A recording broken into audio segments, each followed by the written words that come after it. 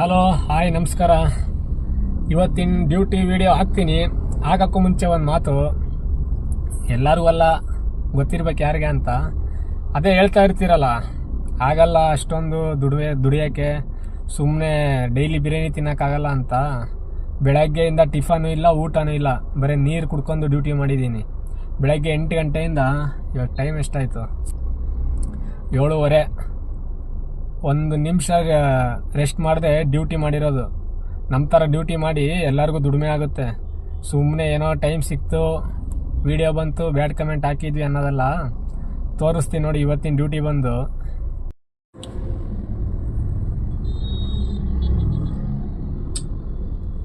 ನೋಡ್ತಾ ಇದ್ದೀರಾ, 5,000 ಎಷ್ಟು ಟ್ರಿಪ್ ಮಾಡಿದ್ದೀನಿ? ಬರೀ 8 ಟ್ರಿಪ್ಪು.